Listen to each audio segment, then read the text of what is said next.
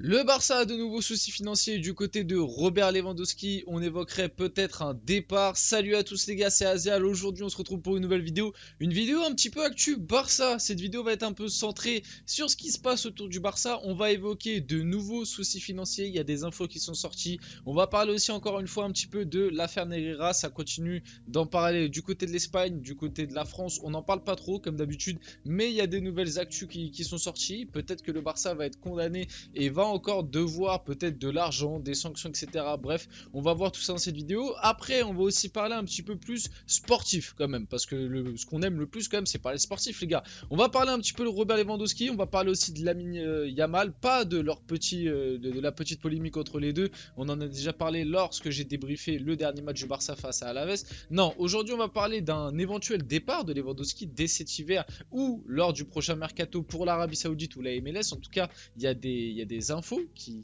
laissent croire que Lewandowski pourrait se laisser tenter. On va parler de Lamine Yamal qui a essayé d'être recruté par un gros club européen et aussi parler un petit peu d'actu du Barça, de certains joueurs, Sergio Roberto, etc. Bref, vous le voyez, il y a pas mal de choses à voir aujourd'hui dans cette vidéo. Comme d'habitude, n'hésitez pas à la liker, à commenter, à partager, à vous abonner. Ça fait toujours plaisir et ça aide énormément pour le développement de la chaîne. Et puis, on peut passer directement au vif du sujet de la vidéo. Bon, qu'est-ce qui s'est passé du côté du Barça ? Commençons un petit peu par ce qui fâche, par les soucis financiers. La Liga a baissé la limite salariale du FC Barcelone à 270 millions alors qu'elle était à 649 millions en février dernier, soit une baisse de 378 millions de sa limite salariale. À titre de comparaison, le Real Madrid a vu sa nouvelle limite passer à 727 millions contre 683 millions la saison dernière. Pour ceux qui n'ont pas du tout compris de quoi ça parle et qui ne connaissent pas un petit peu tout ça, depuis un certain temps, du côté de la Liga, il y a eu une nouvelle règle, c'est-à-dire qu'en gros, chaque effectif, en fonction de ce qu'il génère et des dettes que le club a, chaque effectif et chaque club a des limites salariales pour inscrire les joueurs en Liga. Les limites salariales, c'est quoi? C'est en fonction des salaires des joueurs, donc c'est par an. Donc on voit le Barça a sa nouvelle limite salariale du coup sur cette saison-là qui a été baissée à 270 millions. Ça veut dire que l'ensemble de l'effectif inscrit par le Barça à la Liga ne doit pas avoir un salaire élevé, ne doit pas avoir en masse salariale, ça ne doit pas dépasser 270 millions. Le Real, eux, du coup, c'est passé à 727 millions cette année et on voit que le Barça a subi une chute énorme. Heureusement pour le Barça que t'as quand même laissé partir pas mal de tes gros salaires lors de l'été dernier, notamment Busquets, Alba, t'as laissé partir Memphis Depay l'hiver dernier, etc. T'as un petit peu libéré de la masse salariale, Coutinho et tout ça, parce que Coutinho était encore prêté il y a pas si longtemps que ça. Donc voilà, du côté du Barça, t'as quand même évacué des gros salaires. C'est aussi pour ça que le retour d'un Messi du côté du Barça pouvait être compliqué, parce que Messi, tu sais que malgré son âge, malgré qu'il arrive en fin de carrière, le salaire, c'est quand même quelque chose d'important pour un joueur comme Messi. Donc voilà, ceci explique cela. Cela aussi explique pourquoi certains joueurs n'ont pu être faits que par des prêts, les Joao Félix, les Joao Cancelo. Même si le Barça paye, je crois Cancelo c'est 100% du salaire, Félix j'ai un doute, même si le Barça paye bien évidemment des parties de leur salaire, ça reste quand même moins élevé que si tu devais les acheter, donc déjà dépenser une indemnité de transfert et en plus leur offrir potentiellement un salaire qui allait être plus élevé que ce qu'ils touchent déjà. On peut laisser penser que voilà, un Cancelo qui quitte City, je sais pas combien il touche à City, mais peut-être qu'il serait dit bon, si je vais dans un nouveau club, autant essayer d'augmenter un peu mon salaire. Vous voyez, c'est logique, c'est un petit peu comme ça que fonctionnent les transferts. Souvent, quand un joueur quitte un club pour aller dans un autre gros club, c'est généralement parce qu'il va gagner un petit peu plus d'argent en plus du projet sportif, etc. qui peut être plus intéressant. Donc voilà, ceci explique cela. Donc le Barça qui financièrement pour l'instant ne remonte pas la barque, ça va un petit peu mieux quand même, mais tu vois vis-à-vis de ce genre de limite instaurée par la Liga que c'est quand même pas flamboyant. D'ailleurs, le FC Barcelone pourrait être banni du football, donc bon, ça attention. Information à prendre avec des pincettes. Le club catalan risquerait jusqu'à la dissolution dans le procès qu'il accuse de corruption.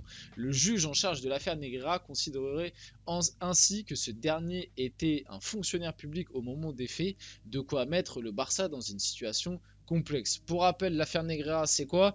C'est du coup c'était celui qui gérait, si je me trompe pas, l'instance d'arbitrage en Liga il y a quelques années, donc Monsieur Negreira, comme quoi en gros il aurait reçu des pots de vin de la part du Barça pour qu'il y ait des matchs. Enfin, en tout cas, c'est ce qu'on suppose pour que des matchs du Barça aient été un petit peu avantagés par l'arbitrage. Bon, ceci étant dit, à l'heure actuelle, c'est vrai qu'il y a vraiment eu des virements du Barça via Negreira, enfin via Monsieur Negreira, ça a été prouvé. Après, le Barça s'est défendu en expliquant que c'était surtout un sorte de salaire parce que le club prenait des cours via du coup ce monsieur pour avoir vraiment des meilleures règles d'arbitrage, enfin pour connaître mieux les règles d'arbitrage, comment ça fonctionne, etc. Donc bon, honnêtement cette affaire en France, on en a parlé un petit peu vite fait, mais je trouve qu'elle est très vite passée à la trappe, alors que c'est quand même quelque chose d'assez grave. Pour l'instant, il n'y a pas vraiment de suite dans le dossier. Même là, cette info, je vous la montre, mais c'est vraiment à prendre avec de grosses pincettes parce qu'au final, on ne sait même pas vraiment de quoi ça discute. On ne sait même pas de vraiment qui peut être jugé. J'ai vu que Laporta, lui, par contre, je crois que j'en avais même parlé dans une vidéo précédente, que Laporta avait, lui, pris une amende vis-à-vis de cette affaire. Mais bon, est-ce que le Barça pourrait vraiment être banni du football? J'ai des doutes, parce que honnêtement ça servira un peu personne. À l'heure actuelle, le Barça reste quand même l'un des plus grands clubs de l'histoire du foot. Voilà, peut-être prendre des sanctions, je sais pas, mais de là à être banni du football, je suis pas sûr, parce que ça reste, et pareil, hein, dans ce genre d'affaires, le business ça compte, et économiquement le Barça est un club qui rapporte beaucoup, que ce soit à l'Espagne, que ce soit à la Ligue espagnole. Donc bon, à voir ce qui va se donner un petit peu par la suite, à voir ce que va devenir cette affaire, mais à l'heure actuelle, on en est là, on est toujours au moment de procès, etc. Le FC Barcelone écope d'une amende de 500 000 € par l'UEFA pour violation des règles de contrôle financier. Donc vous voyez que financièrement, ça continue. L'UEFA qui a mis une petite amende de 500 000 € au Barça. Voilà, pas grand chose de plus à dire. Donc violation de la règle du contrôle financier. Je ne sais pas exactement ce que ça implique, mais le Barça a écopé de cette amende. Ça me permet d'enchaîner, pardon. On va passer un petit peu sur le sportif. Voilà, on a fini un petit peu l'aspect financier, etc. Tout indique que Sergi Roberto joue sa dernière saison avec le FC Barcelone. Joueur historique, rien à dire là-dessus. Joueur qui, on l'oublie, même s'il a baissé un peu son salaire là, lors de sa dernière prolongation. Déjà, lors de sa dernière prolongation, on n'avait pas trop compris pourquoi le Barça l'avait prolongé, parce que Xavi ne l'utilisait quasiment pas. Au final, on a bien vu, on a appris que Xavi voulait le garder pour cette identité barcelonaise. Il a d'ailleurs hérité du brassard de capitaine alors qu'il ne joue jamais. C'est quand même assez cocasse. Et tu vois bien que Xavi voulait en faire un petit peu un leader de vestiaire. Donc sa dernière saison du côté du Barça, c'est logique. Il arrive quand même à 32 ans, si je me trompe pas. À la fin de la saison, il aura 32 ans, 31-32 ans. Il ne joue plus, honnêtement, même lorsque Xavi fait un petit peu tourner l'effectif. Maintenant que t'as Koundé qui peut jouer à droite, t'as Araujo qui peut jouer à droite, t'as Cancelo, t'as peut-être même des jeunes de la Masia qui commencent à monter. Au milieu de terrain, c'est complètement bouché parce que Roberto peut faire les deux. Bon, voilà, il a plus de temps de jeu, il a quand même un bon petit salaire pour ce qu'il apporte à l'heure actuelle au club. Peut-être dans le vestiaire il apporte des choses, mais en tout cas sur le terrain, non. Donc c'est tout à fait logique de le laisser partir. Ça restera un joueur marquant du Barça, voilà. Mais bon, au bout d'un moment, il faut savoir tourner la page. Girona veut déjà faire revenir Oriol Romeu. Alors cette info, je la trouve assez intéressante, parce que si je me trompe pas, déjà Oriol Romeu a quitté Girona en payant sa clause de lui-même. Je crois que c'est lui-même qui a payé sa clause et non pas le Barça. La clause n'était pas élevée, je crois que c'était 4 millions. Enfin, 4 millions pour un joueur de foot, c'est beaucoup, mais pour un club, un peu moins, même si Barça, on sait que financièrement, c'est compliqué. Et apparemment, du côté de Girona, on voudrait le faire revenir. Girona qui, pour l'instant, est premier de Liga, assez surprenamment, mais Girona qui est en tête de la Liga et voudrait le faire revenir. Le truc, moi, surtout en mettant cette info plus que l'info à elle-même, bon voilà, je vous la donne, je vous la montre, mais c'est parler un peu d'Oriol Romeu du côté du Barça. Les fans du Barça, les supporters du Barça, n'hésitez pas à donner votre avis un peu sur Oriol Romeu. Moi, personnellement, au début, quand ça s'est fait, j'étais très pessimiste. Au final, après, j'ai eu un petit moment où je me suis dit, je peux comprendre le recrutement, je peux comprendre ce que veut peut-être en faire Xavi, peut-être des fois dans des matchs où tu sais que tu vas pas forcément avoir tout le temps la maîtrise, tu vas avoir un peu moins le ballon, mettre un petit Oriol Romeu en destructeur devant la défense. C'est vrai que dans certaines configurations de matchs, notamment peut-être les matchs un peu plus importants, la LDC, les Clasico, l'Atlético Madrid, etc. Ça peut être intéressant d'avoir un Oriol Romeu. Et au final, quand je vois l'utilisation depuis le début de la saison d'Oriol Romeu, quand je vois aussi les performances d'Oriol Romeu qui avait au tout début et même lors des matchs de pré-saison été pas mal, et là depuis un certain temps, honnêtement c'est pas loin d'être la catastrophe. Au final, moi je peux déjà vous le dire, peut-être qu'il va me faire changer d'avis à l'avenir, mais en tout cas à l'heure actuelle, c'est un échec complet le recrutement de Romeu. Parce que pour moi, tu l'utilises pas dans les bons contextes. En plus de ça, ses performances ne sont pas bonnes.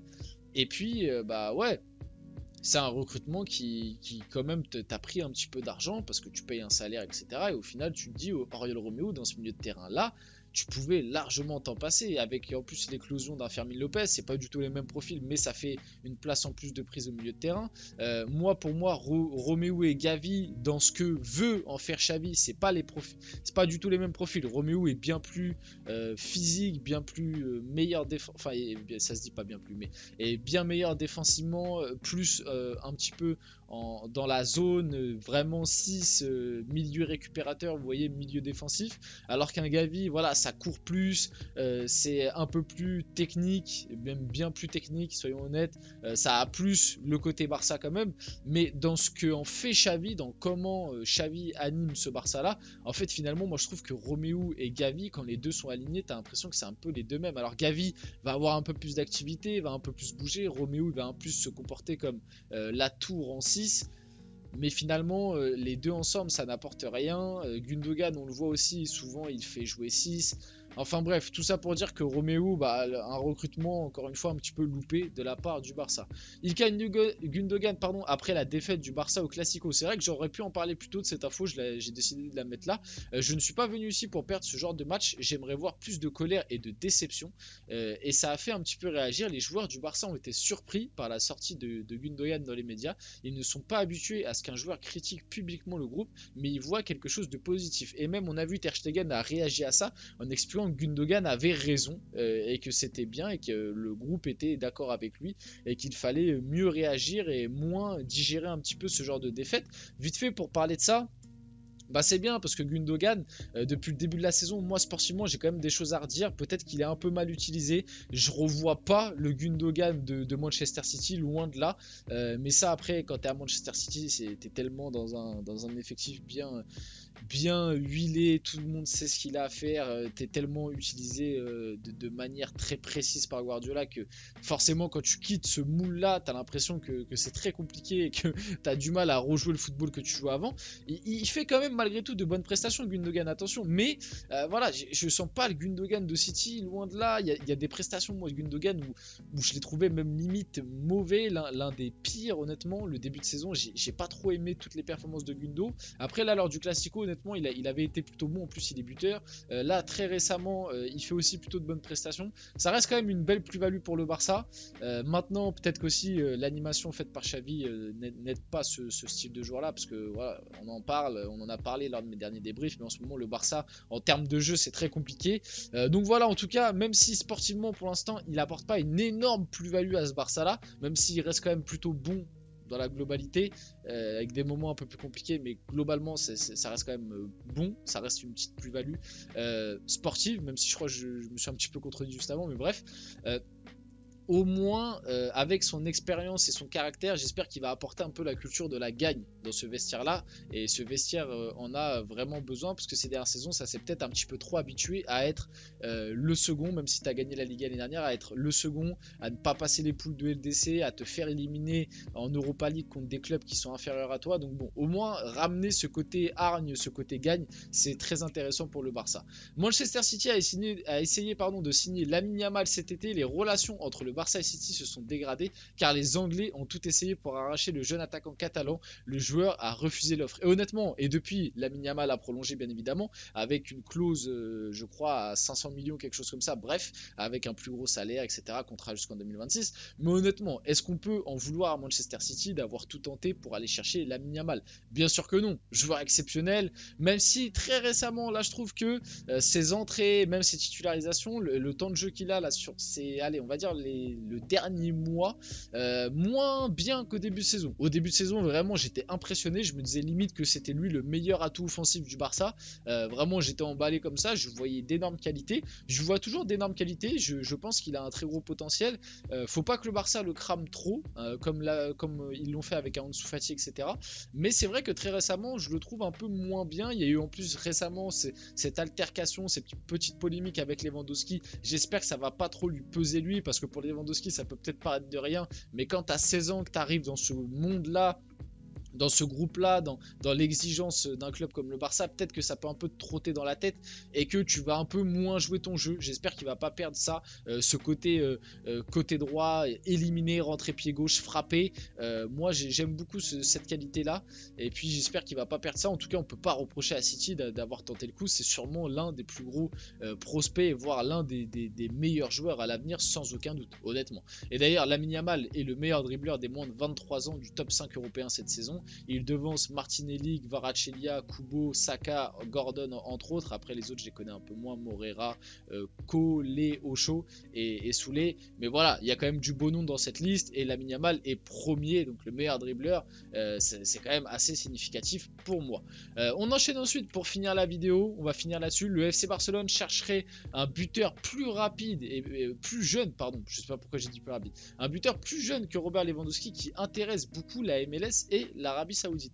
Est-ce que ce serait pas le moment pour le Barça de laisser partir Robert Lewandowski? C'est vrai que la question se pose. Moi, je trouve que dans ses prestations, quand même, depuis qu'il est au Barça, ça reste assez décevant. Il arrive à un âge avancé. On sait que Vitor Roque, faut dire Vitor, bref, je sais pas. Mais on sait que Roque doit arriver cet hiver, je crois, si je me trompe pas, début 2024, janvier 2024, du côté du Barça. Est-ce que ce serait pas le bon moment pour laisser partir Lewandowski? Je vous pose la question à vous. N'hésitez pas à me répondre dans les commentaires. Et puis, on va pouvoir finir la vidéo là-dessus. Voilà, j'espère qu'elle vous a plu. Si c'est le cas, n'hésitez pas à la liker, à commenter, à partager et à vous abonner, les gars. C'était Azial, et on se retrouve très rapidement pour une prochaine vidéo.